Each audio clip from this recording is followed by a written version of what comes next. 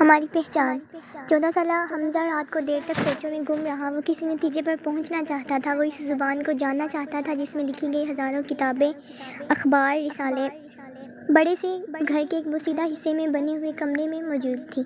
یہ کمرہ کسی کے استعمال میں نہیں تھا۔ دوپہر میں جب گھر کے تمام افراد آرام کر رہے تھے تب حمزہ اس کمرے میں چلا گیا۔ کمرے کی چابی اسے اسٹور میں پرانی چابیوں کے گچھے سے ملی تھی۔ کمرے میں کئی الماریاں کتابوں سے بھری ہوئی تھیں۔ لکڑی کی میز پر کچھ ڈائریاں موجود تھیں۔ ہر چیز پر گرد کی موٹی تہہ جمی ہوئی تھی۔ کمرے کی حالت سے اندازہ ہو رہا تھا کہ سال ہر سال سے یہاں کوئی نہیں آیا۔ حمزہ نے وہاں سے کچھ کتابیں اٹھا کر پڑھنے کی کوشش کی لیکن کتابوں کی عبارت اس کی سمجھ میں نہ آئی۔ یہ کتابیں کسی ایسی زبان میں تحریر تھی جسے وہ نہیں سمجھتا تھا۔ آخر تھک کر وہ اپنے کمرے میں آ گیا۔ اگلے دن صبح دادا اپنے معمولات میں مشغول تھے جب حمزہ ان کے کمرے میں داخل ہوا۔ اس نے دادا سے اس کمرے کے بارے میں پوچھا تو دادا نے اس کو پوری بات بتا دی۔ انہوں نے کہا، میرے والد یعنی تمہارے پردادا اردو ادب کا ذوق رکھتے تھے۔ انہوں نے اتنا بڑا کتب خانہ بنایا، پھر رفتہ رفتہ قوم سے ان کی قومی زبان چھین لی گئی۔ قوم کو قومی زبان اردو کی بجائے انگریزی پڑھنے پر مجبور کیا گیا۔ نتیجہ یہ ہوا کہ جب قومی زبان کی جگہ انگریزی نام کی ایک اجنبی زبان بچے پر تھوپی گئی تو وہ تعلیم سے بھاگنے لگے۔ قائد اعظم نے اردو کو قومی زبان قرار دیا تھا لیکن ہمیں آزاد پاکستان دینے والے دور اندیش رہنما کی بات نہ مان کر ان کی توہین کی گئی۔ وطن دشمنوں کا مقصد پورا ہو گیا۔ جتنے بھی ترقی یافتہ ممالک ہیں سب نے اپنی اپنی قومی زبان میں اپنے بچوں کو تعلیم دی۔ چین، جرمن، روس، برطانیہ، فرانس، امریکہ وغیرہ کسی نے اپنے بچوں کو غیر ملکی زبان میں تعلیم نہیں دی۔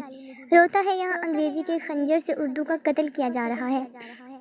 ادھر موبائل فون نے اردو رسم الخط کو ختم کرنے کی ٹھان لی، یعنی اردو کو بھی انگریزی حروف میں لکھا جا رہا ہے۔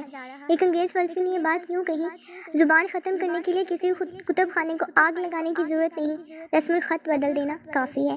اردو بگاڑ میں اخبار اور ٹی وی چینل برابر کے شریک رہے۔ اگر یہی حال رہا تو رفتہ رفتہ ایک دن اردو زبان کا رسم الخط مکمل طور پر ختم ہو جائے گا اور قوم رومن رسم الخط استعمال کرتے ہوئے اپنی شناخت کھو کر اپنی روشن تاریخ سے بیگانہ ہو جائے گی۔ ضرورت کے تحت انگریزی زبان سیکھو لیکن اپنی تہذیب اور ثقافت کو ختم نہ کرو۔ حمزہ بڑے غور سے یہ حیرت انگیز اور افسوسناک حقائق سن رہا تھا۔ دادا کی آنکھوں سے آنسو جاری تھے۔ حمزہ بھی اپنی شناخت کھونے پر رنجیدہ تھا۔ غم میں ڈوبی دادا کی باتیں سن کر اس نے عہد کر لیا کہ وہ اردو کو مرنے نہیں دے گا کیونکہ اردو ہی ہماری پہچان ہے۔ دادا نے اسے بتایا کہ وہ اردو زبان کا حقیقی خط جانتے ہیں۔ حمزہ کی فرمائش پر دادا نے وعدہ کیا کہ وہ اسے اردو پڑھنا اور لکھنا سکھائیں گے۔ حمزہ نے ایک پرانی چابی دادا کے ہاتھ پر رکھ دی۔ دادا اس چابی کو ہزاروں میں پہچان سکتے تھے۔ یہ کتب خانے کی چابی تھی۔ اگلے دن دادا اور حمزہ اس کے کمرے کی صفائی کر رہے تھے۔ وہ دوسرے لوگوں کو بھی اپنی شناخت اور اپنی تاریخ سے آگاہ کرنا چاہتے تھے۔ مزید دلچسپ کہانیاں سننے کے لیے ہمارے چینل کو سبسکرائب کریں اور ہماری ویڈیوز کو زیادہ سے زیادہ شیئر اور لائک کریں اور نیو ویڈیوز کے نوٹیفیکیشن کے لیے بیل آئیکن کو پریس کریں۔